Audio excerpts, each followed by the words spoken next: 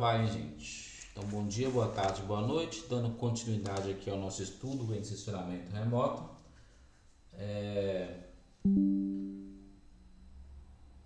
Aqui nós temos, então, o comportamento na primeira parte, né?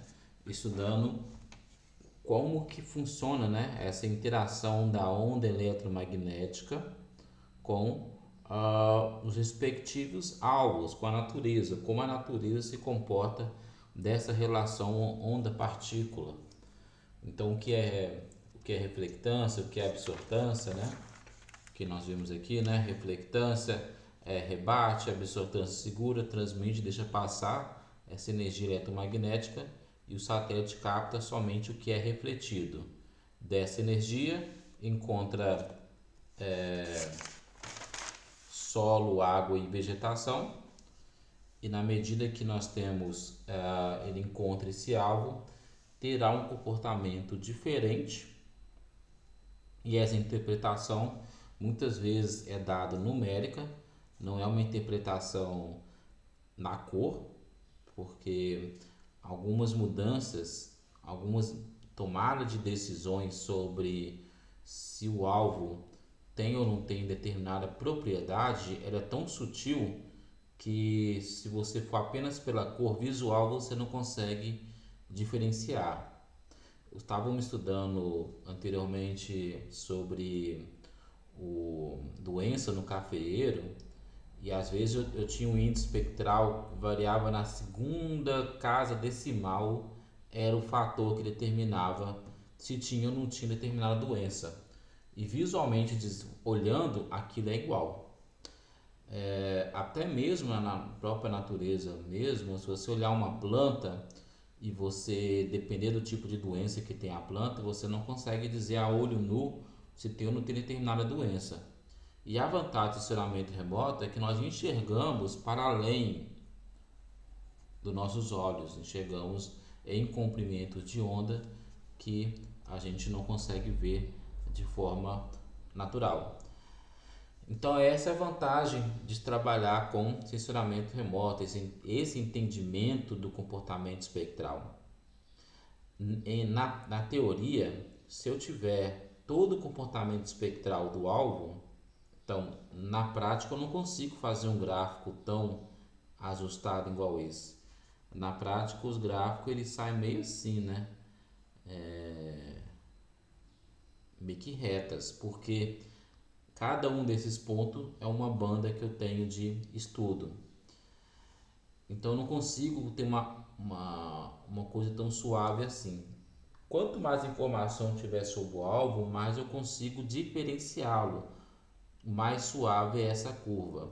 Se eu tivesse um comportamento satélite hiperespectrais, por exemplo, ele consegue determinar teor de água no solo, consegue determinar, por exemplo, tem um estudo que até encontrou que passava um rio no antigo, numa determinada região, acho que no Egito, né? Estudos espectrais muito precisos que o satélite só entrega um número pré-determinado de bandas, mas se for pegar para ver mesmo alguns estudos espectrais de laboratório, que já é hiperespectral, análise química, física, já são tudo feito com análise espectral, não mais com elementos químicos. E a tendência é que fique cada vez mais isso. A tendência é que nós vamos cada vez mais trabalharmos com interpretações espectrais dos alvos do que trabalhar em laboratório com análises químicas. Tem material envolvido, né? Todo um custo maior que isso aqui vai despender disso. Então, na medida que nós vamos melhorando nosso sistema de programação, melhorando os computadores, nossos bancos de dados, que as interpretações sejam feitas unicamente via comportamento espectral dos alvos.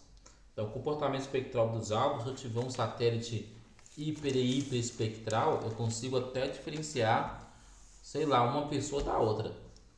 É tão particular o comportamento espectral dos alvos que o nome comum que você vai encontrar é a assinatura espectral dos alvos. Bom, o que nós vamos ver hoje é os sistemas sensores. E esses sistemas sensores são quais satélites que está disponível. Aqui eu dou uma focada maior nos satélites gratuitos. Então, quais são esses satélites? Como as suas configurações? O que eu tenho que levar em consideração em um satélite? Qual a vantagem de um satélite em detrimento de outro? Então, é esse que nós vamos ver agora. A classificação dos satélites tem outros pormenores também que eu poderia mencionar, mas aqui eu estou tentando dar uma filtrada no que é mais importante para se trabalhar com o sensoramento remoto. É porque tem outros conceitos de satélite geopolar, geossíncrono, eu acho que por enquanto isso não interfere em trabalhos práticos, mas isso aqui interfere em tomar de decisão de projetos. Então, quando você vai escolher um satélite, você tem que atentar sobre a sua resolução. E aqui eu tenho resolução espacial, espectral, radiométrica e temporal. Então, quando eu estou trabalhando com imagem de satélite, eu tenho que escolher qual o tamanho da área que eu vou trabalhar, qual o nível de detalhe que eu vou trabalhar na minha imagem. Eu quero trabalhar com uma imagem que eu tenha um nível de detalhe, que eu consigo separar um alvo do outro, que seja esse alvo que eu quero investigar, ele especificamente, né, é um alvo muito pequeno. Pequeno eu falo no sentido de 10 metros, 15 metros. Então eu quero investigar, por exemplo, as coisas que estão acontecendo em um ponto, em uma área de 15 metros quadrados. Então eu vou ter que escolher algum satélite que encaixa nessa condição de 15 metros quadrados. Não, a área que eu vou estudar é uma área enorme, então se eu tiver uma informação a cada 300 metros, me satisfaz. Então a resolução espacial, ela se trata qual é o menor nível de informação, o menor nível de caracterização, de separação de um alvo em relação ao outro. Então podemos definir aqui resolução espacial, né? Vou colocar aqui o menor elemento quantificado na imagem.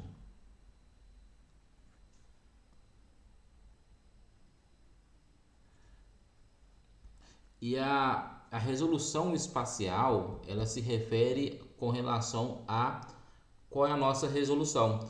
Em drone, né, nós estudávamos essa resolução espacial, nós chamávamos de ZSD. Então, se eu estiver trabalhando com uma imagem de drone de 3 centímetros, de 10 centímetros, de 20 centímetros, aqui nós vamos trabalhar com 10 metros, 15 metros, 50 metros, por aí vai. Então, qual é a resolução espacial do seu satélite. Então, qual o menor elemento quantificado na imagem? Então, é a resolução em pixel.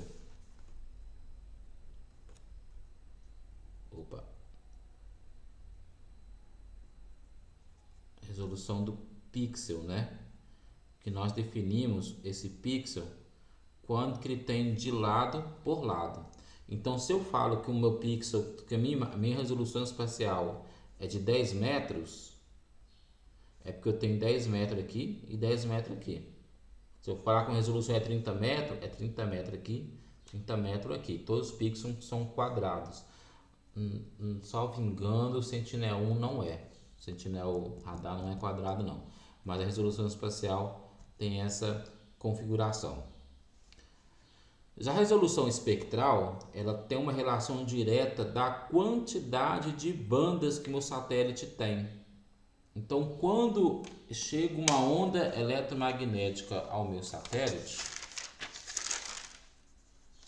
vou pegar essa aqui, por exemplo, quando chega essa onda eletromagnética no meu satélite, quanto que o meu satélite é capaz de separar isso em bandas? Então, você vai ver satélite, acho que não vou voltar para a imagem lá mesmo. eu vou ter satélite, então aqui está uma onda eletromagnética. Eu vou ter satélite que vai chamar isso aqui, ó, de banda 1. Eu vou ter satélite que vai chamar isso aqui, ó, de banda 1. Isso aqui, ó, de banda 2. E assim vai. Tem satélite que vai chamar uma porção maior de banda 2. Então esse satélite aqui, ó, eu vou ter menos bandas. E esse satélite aqui eu vou ter mais bandas. Então esse satélite aqui, ó, tem uma resolução espectral maior do que esse. Então se refere, né, à quantidade de bandas espectrais. Por que isso manda, gente? Porque às vezes o que você vai estudar, o que você vai caracterizar no seu alvo, ele é característico de uma banda específica. E aí, se o satélite não tiver aquela banda, você não consegue resolver. E aquele dado também, né? Quanto mais informação tiver do meu alvo, mais eu consigo separá-lo, mais eu consigo caracterizá-lo. A resolução radiométrica, ela se refere com relação a ela se refere com relação a qual é a sua variação do valor do pixel. Então é a variação ou amplitude, né, do valor do pixel. Então, às vezes eu tenho um pixel que varia de 1 a 255. Eu tenho pixel que varia de 1 a 10.084, né? Então isso vai variando. Esse número aqui pode ser que eu tenha errado aqui, porque é 2 elevado a 12, 12 elevado a... Tem esse número estranho. Bom,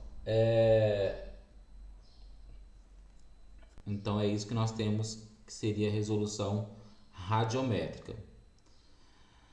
Em outras palavras, a resolução radiométrica ela é chamada por bits. Então, se eu tiver uma imagem de 2 bits, o que é um bit? Bit é uma codificação da digital.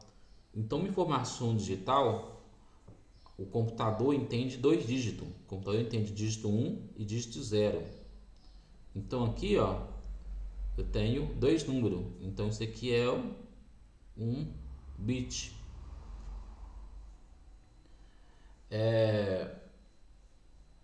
Na medida que nós vamos variando, aumentando essa combinação, né? Não variando 2 bits, 3 bits, 4 bits. Então, bits é sempre 2 números. Então, bits é sempre da base 2, que é 0 ou 1.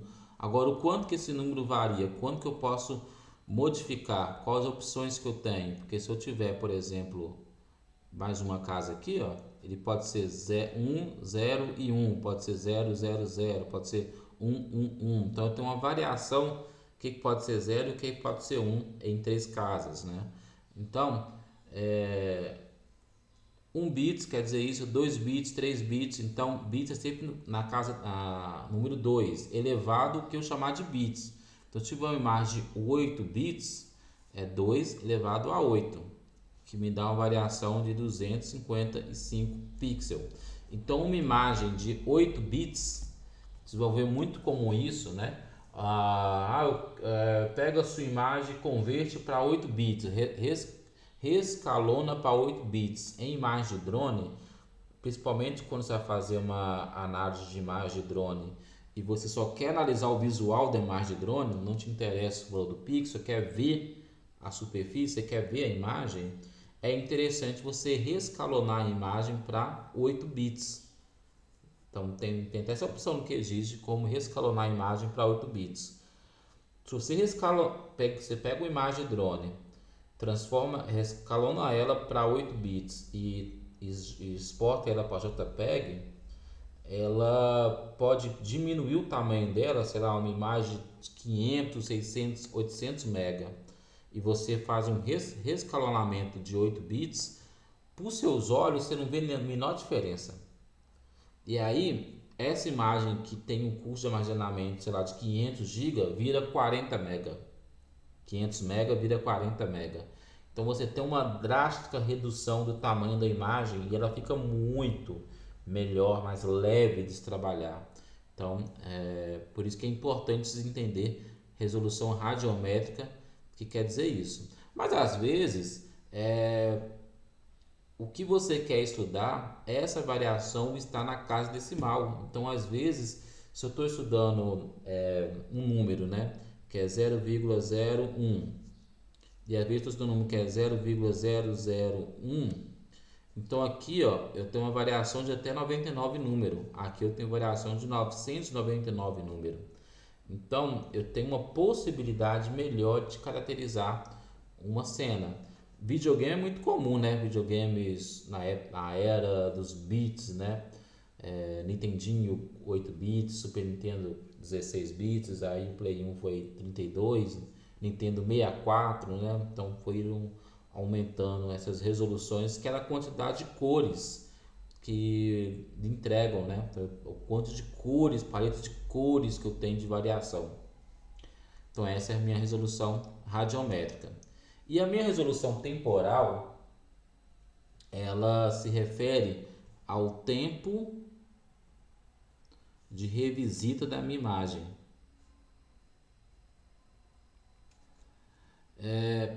O que quer dizer isso? É o quanto tempo, se eu tenho um satélite passa hoje, que dia que ele volta a passar a minha imagem? Quanto e quanto tempo esse satélite pega? Por que é importante, aqui estou só fazendo isso, mas essas resoluções, elas conversam entre si, com exceção da radiométrica, que a radiométrica é mais uma resolução, tem a ver mais com a tecnologia do que uma combinação de fatos. Mas a resolução espacial, espectral e temporal, elas são intimamente ligadas. Só para você ter ideia, quando você escolher, né, uma das resoluções, a outra vai sentir também. Então vou colocar o exemplo aqui, ó. Uma resolução, aqui está a minha Terra, né?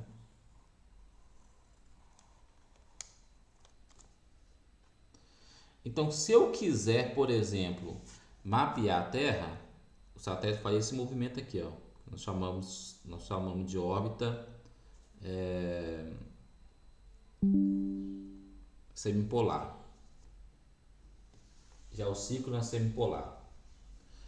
Aí que acontece? Quando ele faz isso, ele tá, cada vez que ele vem cá, ele retira uma imagem. É isso que o satélite faz. Então, se eu for pegar dessa forma, esse pedacinho, esse quadradinho que eu fiz, ele vai aos poucos, para ele mapear, para percorrer a Terra inteira, ele vai demorar um tempo maior. Mas vamos supor que ele vai trabalhar, em vez de pegar esse quadradinho aqui, ó, ele pega esse quadrado maior aqui, ó. Então, para pegar essa área maior, ele demora muito menos tempo para fazer o serviço de mapear a Terra inteira do que ele está fazendo quadradinhos. Então, quer dizer o seguinte: quanto mais detalhes eu tenho, maior o intervalo entre imagens. Tem sempre essa relação. Se eu quiser dados meteorológicos, eu tenho que ter dados minuto a minuto. Então, dados meteorológicos, eu não consigo ter detalhes da superfície, detalhe de nuvem.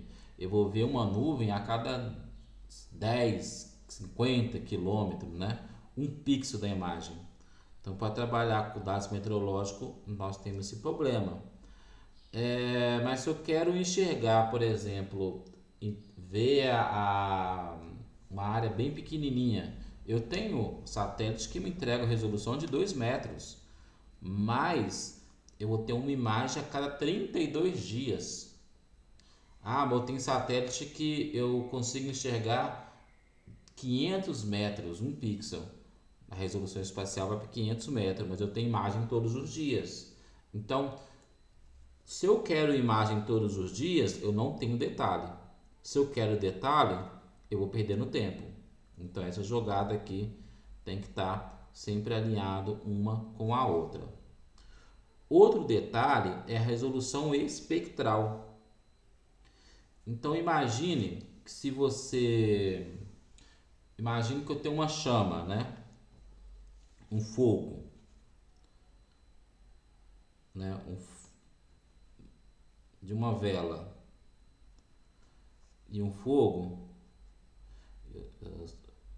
Na época de Dragon Ball, a gente fazia os cabelos do Goku que parecia uma chama. Vamos supor que isso aqui é uma fogueira. Isso aqui é uma fogueira e isso aqui é uma vela. Se você quiser se aquecer com uma vela, sentir o calor de uma vela, o que você tem que fazer? Você tem que aproximar bastante da vela. Se você quer sentir o calor de uma fogueira, de longe você já sente o calor dela. Então tem muito a ver com a relação dessa energia. Se eu quero sentir a energia e essa energia ser capaz de captar alguma informação, eu tenho que ampliar ou diminuir a área de alcance, porque o satélite não vai aproximar do alvo, ele está sempre à mesma altura. Então o que ele vai fazer? Se seu alvo for muito específico, né? Então vou supor que seu alvo é esse aqui, ó, nessa faixa espectral aqui, ó, que eu quero trabalhar, porque é nessa faixa espectral que eu consigo entender que existe uma concentração de água numa nuvem, e ali eu determino a precipitação. Então, informação muito assim específica, uma faixa bem estreita no espectro que eu pego exatamente o que eu estou entendendo que ali tem água. Para fazer isso, como é muito específico, é quase uma vela ali, ó, que é uma faixa bem pequena, pouca energia. O que eu vou ter que fazer? Vou ter que ampliar a área de cobertura. Então, quanto mais específico for sua banda espectral, maior a área que será trabalhada. Mas não. Então eu vou trabalhar com uma área que tem bastante energia, então eu consigo ter mais detalhe da área. Entendido essa relação? Então, vou colocar aqui, ó, espacial. Quanto mais espacial, menos espectral. Tem essa relação. Quanto mais tempo, menos é espacial. Então tem essas relações. Se eu quero trabalhar com um dado, eu vou perder do outro. Se eu vou trabalhar, por exemplo, com um drone, um drone multispectral e um drone RGB. Um drone RGB, ele vai chamar isso aqui tudo aqui, ó, de azul. Um drone multispectral, ele pode chamar essa região aqui, ó, de azul. Ele pegou uma faixa mais estreita. Se ele pegou uma faixa mais estreita, essa faixa mais estreita precisa de mais energia. Se precisa de mais energia, meu pixel vai ter que ter maior área, minha câmera tem que ir mais focada. Então, normalmente, câmera multispectral pega um ângulo de visão menor do que uma câmera RGB. Então, se tiver um drone, por exemplo, multispectral RGB, até fazer um mapeamento utilizando RGB é um, utilizando multispectral é outro, por causa dessa condição espectral, que é uma faixa muito estreita, eu tenho que aumentar a energia para me gerar uma imagem. E aí tem essa condição aí. Então, quanto mais específico você for, com a banda específica que você quer, você vai perder no espacial. Diante disso, vamos agora detalhar um pouco dos satélites. Então aqui eu tenho o satélite, vou colocar aqui o satélite. Resolução espacial. Vou colocar resolução temporal. Vou colocar aqui radiométrica, né? Apesar que a radiométrica tudo não mudou muito. Voltou a espectral. Vou colocar aqui, ó, data. Beleza? Vamos começar aqui, ó. Nós temos o Landsat. Nós temos o Sentinel. Nós temos o Terra e Aqua. Nós temos o Cibers. Isso aqui são os principais satélites gratuitos que você vai trabalhar. Então, o Landsat tem a família Landsat 5 até o 9. Então, os satélites são projetados para se trabalhar. Tá tudo torto, né, gente? Agora que eu vi aqui. Os satélites são projetados para se trabalhar por 5 anos, 3 anos, talvez menos. Quando o satélite trabalha mais que isso, está fazendo hora extra. Então, o Landsat 1 ele tem dados mais antigos, mas parou de trabalhar cedo. E assim foi. O Landsat 5 foi um satélite que bateu recorde. Ele estava em órbita, está em órbita ainda. Ele parou de funcionar mais ou menos em 2012. E ele começou a trabalhar em 2085. Então tem dado desde 1985 até o dia de hoje utilizando o Landsat. Aí eles vão trocando, né? O Landsat 6 ele explodiu no ar. Eu acho que o 4 funcionou, o 1 e 2 tem que ver, o 3. Aí depois o Landsat 6 explodiu, o Landsat 7 funcionou. O Landsat 7 ele trabalha alinhado, né, com o Landsat 5. Então quando o 5 está indo, o 7 está voltando. Então eles trabalham com sincronia. Só que o 7 começou a dar problema em uma das bandas. Então, para alguns locais, para trabalhar com o Landsat 7, às vezes você vai ter um problema ali na fase específica, vai ser ruim de trabalhar. Então, a resolução espacial do Landsat, família Landsat, hoje nós estamos até no 9. Em 2013 lançou o Landsat 8. E agora, acho que 2022, 2023, eu acho, lançou o Landsat 9. O que eu quero dizer com isso? 2012 é um ano que não tem muita imagem de satélite, por causa que o Landsat 5 parou de funcionar e os 8 começou a surgir. Então 2012 é um ano meio ruim de trabalhar. Mas a resolução espacial que eu tenho, né? Eu tenho originalmente 30 metros, mas tem uma banda pancromática de 15. O que é uma banda pancromática?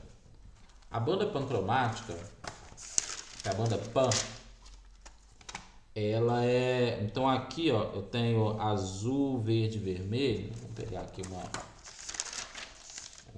por exemplo. Azul, verde e vermelho. Tem uma banda específica que vai ser a banda 2. Aqui tem, né? A banda 2, banda 3, banda 4. Isso aqui tudo é uma banda espectral, uma faixa espectral, né? A banda pan, o que ela pega? Ela pega toda a energia do azul, verde e vermelha e chama de banda pan. Ou seja, eu junto a energia de toda essa faixa espectral do visível e jogo em uma única imagem. E isso para mim, o que eu ganho? Resolução espacial. Porque como eu perdi em resolução espectral, eu juntei 3 bandas, eu ganhei no espaço. Aquela relação, né? Ganhei no espaço que eu perdi no espectral. Então,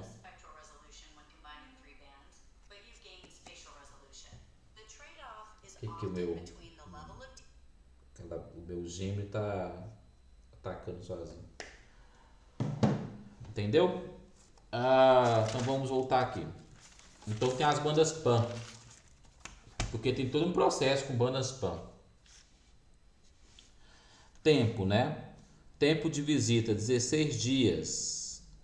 Mas pode chegar a 8, porque essas imagens funcionam em sincronia. Então, se eu trabalhar com o Landsat, por exemplo, hoje, se eu trabalhar com o Landsat 8 e 9, Landsat 8 e Landsat 9, meu tempo de revisita vai para 8 dias. Mas se eu trabalhar só com o Landsat 8, é 16 dias. Radiométrica, né? O Landsat 5 era 8 bits, mas o Landsat 8 para frente virou 12 bits. Então vou deixar 12 que é o comum. E resolução espectral é a quantidade de bandas que esse satélite trabalha. Então o satélite, o Landsat 8, ele tem 9 bandas. Qual que é a vantagem do Landsat, gente? Ele tem imagem desde 1985. Outra vantagem do Landsat, imagem termal. Eu consigo analisar a temperatura com imagem Landsat. É claro, nesse intervalo aqui, né? Sentinel tem imagens de 10 metros e eu tenho imagens de 60 metros. Tem imagem de 20 metros, então varia. Por que varia? Porque a faixa espectral que o Sentinel trabalha varia. Se eu for trabalhar com azul, a faixa espectral do azul é maior, eu consigo diminuir a resolução. Eu quero a banda específica do Red Edge, que é o que? É entre vermelho e infravermelho. Ali joga para 60. Ele joga para 20 metros. Tem uma banda de 60 dele que eu acho que é aerossol para correção atmosférica. Tempo de revisita é 10 dias. Por quê? Porque eu tenho o Sentinel A e B. Então são dois satélites trabalhando junto. Os dois trabalhando junto dá 5 dias. Porque enquanto um está indo, o outro está voltando. Resolução radiométrica ainda permanece com 12 dias. Eu tenho, salvo engano, 12 bandas. A minha colinha aqui deu 13. 13 bandas. A vantagem do Sentinel. Sentinel, eu tenho dados a partir de 2016, dados confiáveis, tá? Só que se você quiser, sem correção, próxima aula é pré-processamento, não vamos ver a questão de correção. Com correção, 2017. Consigo trabalhar.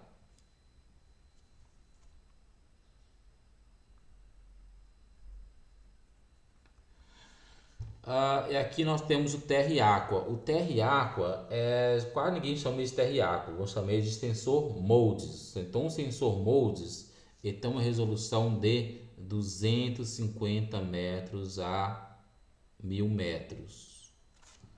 Mas é um sensor com 32 bandas. É 36, é 36.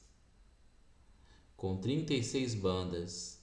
Ele, por ter tantas bandas assim, ele já deixa os produtos prontos. Então tem imagem do Sentinel, do Modes, de evapotranspiração, de temperatura, de índices espectrais, para trabalhar queimada, área queimada, foco de calor.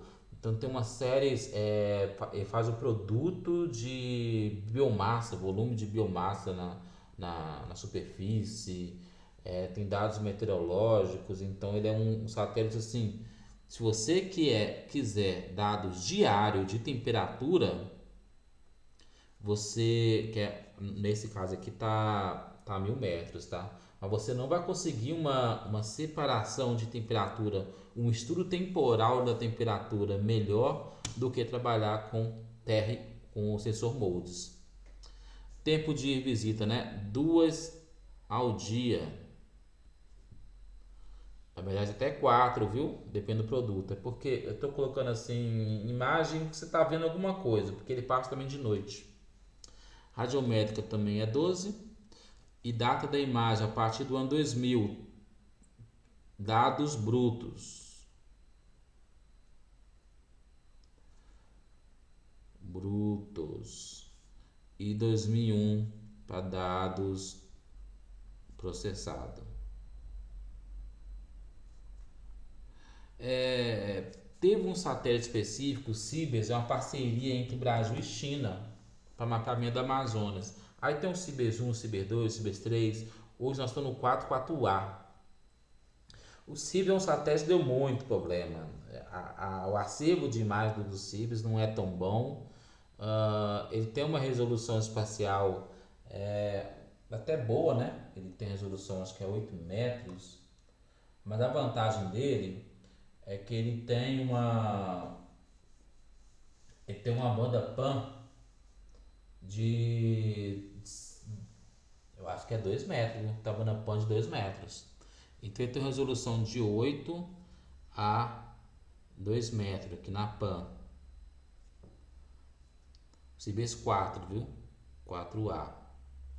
Salvo engano, ele vai ter imagem a partir de 2017.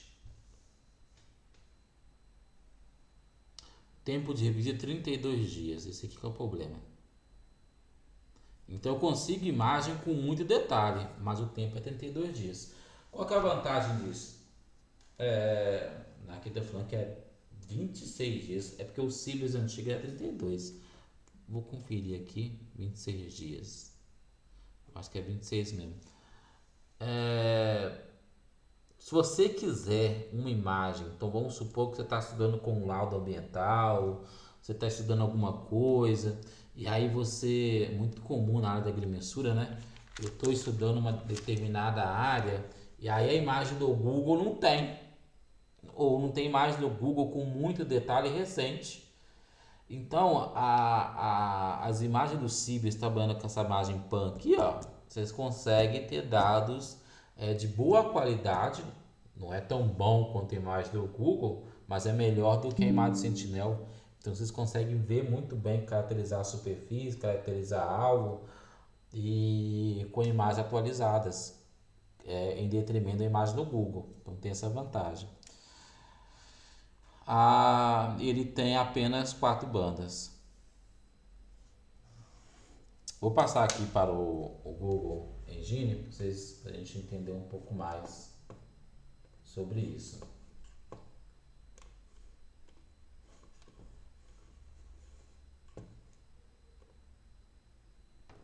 Aqui no Google Engine, eu gosto de trabalhar no Google Earth Engine porque eu não preciso ficar baixando imagem para trabalhar, para processar dados.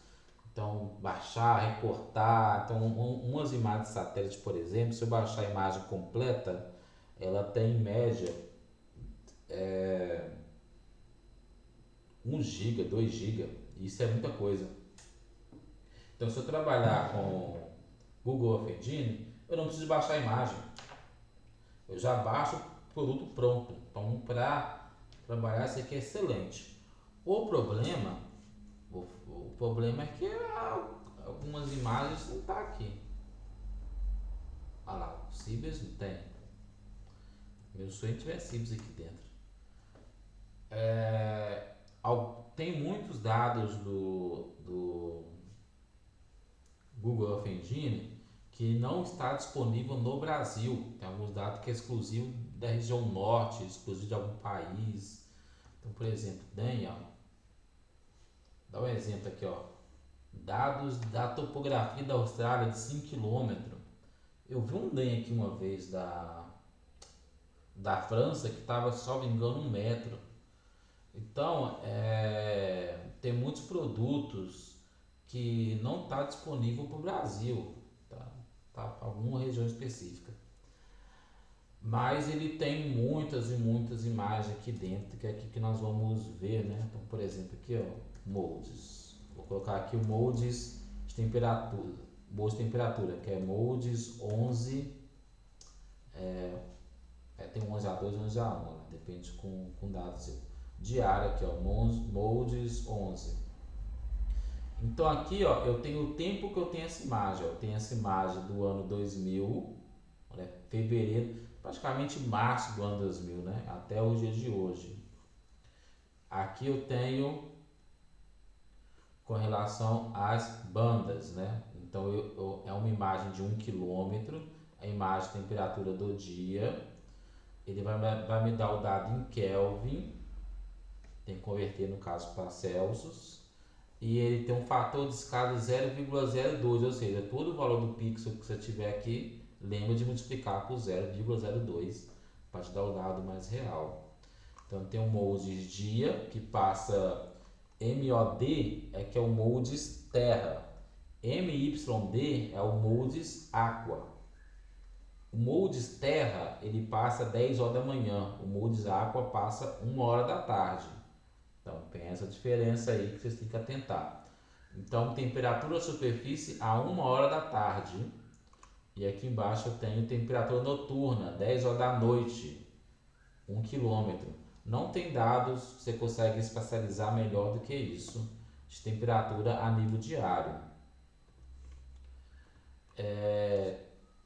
Eu tenho então YD lá, YD11. É tudo. Se eu falar moldes, tem moldes 11, tem MOD, tem MYD. E tem o moldes que é o MCD. O MCD é uma combinação dos moldes. Então tem radiação, olha lá, radiação fotossinteticamente ativa, né? A cada dado de 3 horas, né? Então eu tenho diversos produtos que é uma combinação do moldes. Essa aqui eu nem sabia que existia. Vou dar uma olhada nesse produto aqui, ó. Índice de área foliar, né? FAPAR, cada 4 dias. Então, eu tenho muitos produtos aqui. O molde tem 32 bandas, mas tem muitos produtos bacanas. Molde 09 é o moldes de reflectância da superfície. Se você quiser ver vegetação, comportamento da água, comportamento do solo, você vai trabalhar com reflectando a superfície. Aqui eu tenho 250 metros, aqui eu tenho 1 km e aqui eu tenho 500 metros. Os produtos são diários, né? Mas quando eu trabalho com 250 metros, eu vou ter aquele trabalha com o comprimento de onda o nome da banda pelo comprimento de onda. Devia colocar o nome da cor aqui que era mais fácil, mas não coloca. Aqui eu tenho banda 1, banda 2 só, tá vendo? Que eu acho que deve ser. Eu tinha que dar a banda 3 também.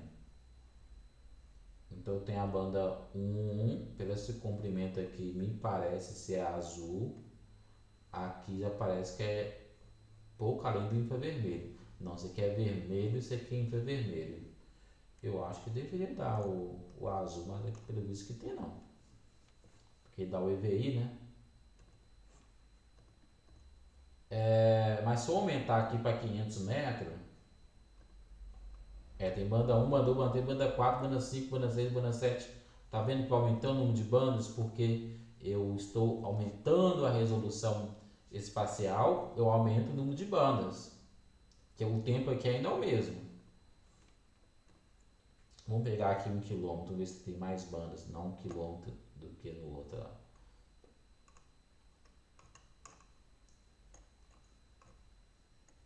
Olha lá, 1, 2, 3, 4, 5, 6, 7. Também uma coisa, 7 bandas. Então eu tenho mais e menos informação na medida que se aumenta a resolução da imagem. Vamos ver aqui no caso o Sentinel. Então, Sentinel, lembra-se que tem o Sentinel TOA, que é sem correção atmosférica, e o Landsat com correção atmosférica. Próximo conteúdo é pré-processamento, nós vamos ver esses tipos de correções. Então, a correção atmosférica eu tenho dado a partir de 2017, tá vendo? Que é com correção. E o Sentinel TOA, que é sem correção, eu tenho dado a partir de 2015, até falei 16 a 15. Aqui o número de bandas, né? Apesar que aparece mais esse número de informação aqui, mas aqui são bandas de avaliação, então não conta. Então conta essa banda aqui, ó, 9, 11, 12, 10. Essa 10 aqui é Cirrus, também não trabalho também não. Nem vapor d'água na prática. A gente trabalha na prática a banda 11, 12, aí a 8A, 8, 7, 6, 5, até banda 1 também trabalha não, que é aerossol.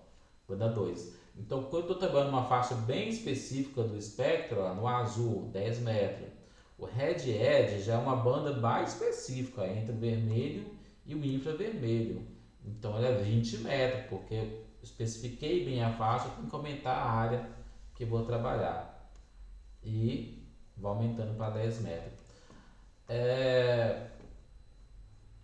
E vamos ver aqui o o Landsat.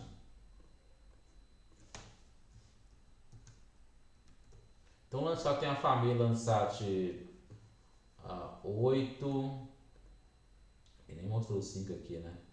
Landsat 8, 7, 9, 7, 9, Landsat 4. O Landsat 4 eu tenho dados de 82 a 93. O problema do Landsat 4 é aqui, ó. O número de bandas aqui, até que tem um tanto bom de bandas. 30 metros. O Landsat 5 tem coleção aqui, gente, ó. Coleção Tier 1, Tier 2. Se bem que isso aqui tá com atmosférica. Tem um leve de coleção. Essa coleção 2 que é um leve maior. Vamos pegar aqui, ó. Eu tenho da de 84 a 2012. Número de bandas, né? Porque as bandas suficiente. Ele tem a banda da temperatura. Tá, a banda termal, tá vendo? O Landsat 8, 7. Vamos pegar aqui o 7 para ver. Level 2 com coleção atmosférica 99 e tá funcionando ainda. Mas ele deu um problema salvo engano, uma das bandas aqui que não funciona bem não. Ele já tem a banda PAN, então essas bandas aqui são 30 metros, tá vendo? Mas eu tenho a banda PAN, não apareceu aqui, mas eu acho que a banda PAN é só quando o satélite não é corrida atmosférica. Vê se eu acho um aqui que tem banda PAN. O 7 tem a banda PAN. Mas aqui eu tenho que pegar o satélite, o 7 TOA. Que é o Landsat 8 TOA. E vai ter a PAN, ó. Olha lá, banda 8 pancromática, ela é 15 metros, estão vendo? Então se eu quiser fazer o Landsat, que é 30, virar 15, eu faço um processo chamado fusão de imagem com a banda de 15 metros. O 7 também tem, mas tem que ser o TOA. O 9, eu acho, também tem que ter o PAN também, ó. Tem a pancromática 15 metros. 2021 até o dia de hoje. O Landsat 8, eu tenho dados de 2013, tá vendo? 2012 é um ano de lacuna de satélite. Vamos ver um pouquinho desses satélites, né? O Cibers, o problema do Cibers tem que baixar no INPE, lá no catálogo do INPE. E aí, tem que fazer o cadastro, tem que baixar a imagem inteira. A imagem é 1 GB, 3 GB, enfim. Aí depois que você corta, dá um rolo trabalhar com isso que não gosto muito não. Meu sonho é que tivesse aqui no Google Earth Engine. Tem como baixar também a imagem do Cibers direto no QGIS, mas isso só vai facilitar baixar a imagem, mas em termos de tamanho, tem que baixar a imagem inteira ainda. E se quiser com a resolução PAN, com a banda PAN, tem que fazer a difusão de imagem. Aqui, ó, eu tenho um script aqui, ó, deixa eu ver aqui, lançar direto. Ou é solo aqui um? Que tal solo 1 aqui? Som de evangelista, vou deixar aqui um intervalo de tempo maior. Não vou ativar aqui esse dado. Vou só mostrar para vocês, o que eu quero mostrar é a diferença que eu tenho entre imagens.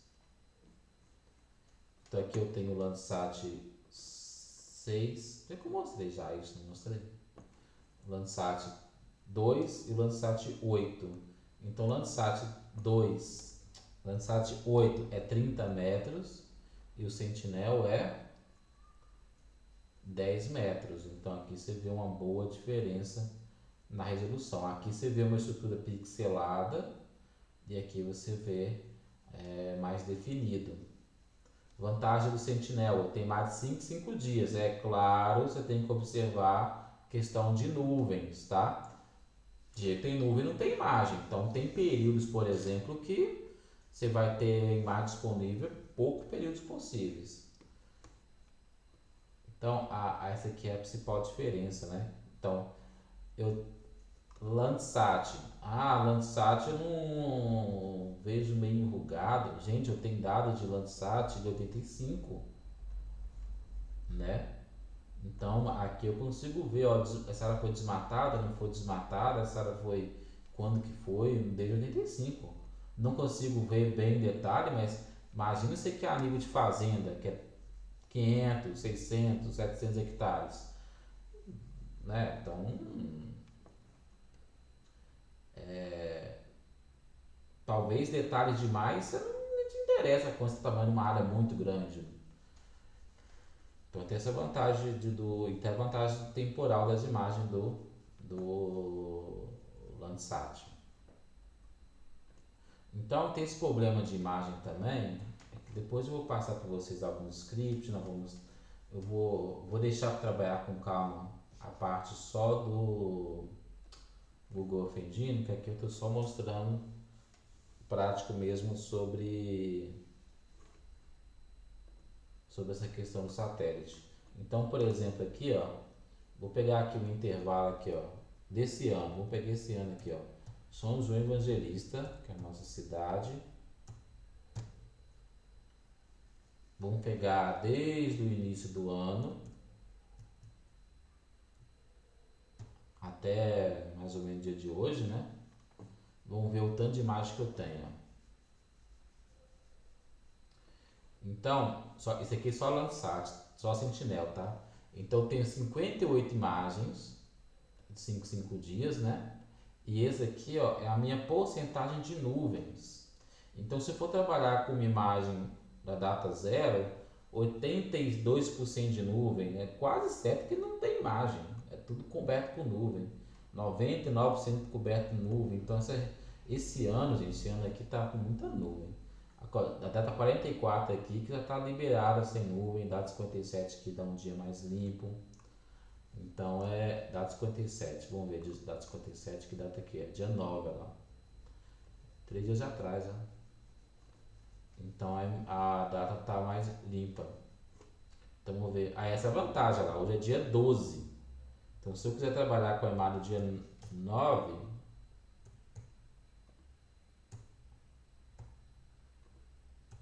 hoje, vou colocar dia 10 aqui, que é dia 9 que eu quero a minha imagem.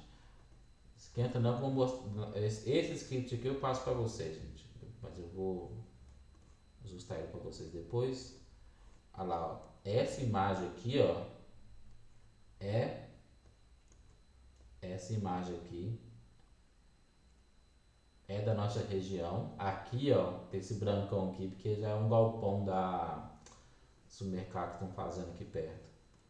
A lagoa bem sumida mesmo, né? Nossa lagoa aqui.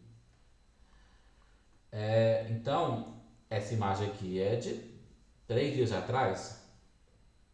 Então, eu não consigo ver detalhe, mas poxa, você foi mais 3 dias atrás. A imagem do Google, a imagem bonita, mas quiçá a atualização da imagem do Google, quiçá atualiza uma vez por ano. Tem local que atualiza em 2 anos. E aí na época é setembro, e aí não tem mosaico bom, né? Então tem essas vantagens e desvantagens. Eu vou encerrar essa aula por agora. E o próximo conteúdo é pré-processamento de imagens. E depois vou ter o conteúdo de processamento de imagens. E aí depois só será a parte mais prática mesmo. É importante dar esse conteúdo, dar essa parte, né? Porque é uma parte assim de suma tecnologia, avanço tecnológico está atrelado ao assessoramento remoto. Então, vamos passar com calma, vamos entender com calma mesmo. E aí vamos marcar, né, dessas aulas encontro síncrono, justamente para tratar mais da prática mesmo, dentro da plataforma Google Earth Engine, para vocês entenderem como funciona, beleza? Então, até a próxima, gente.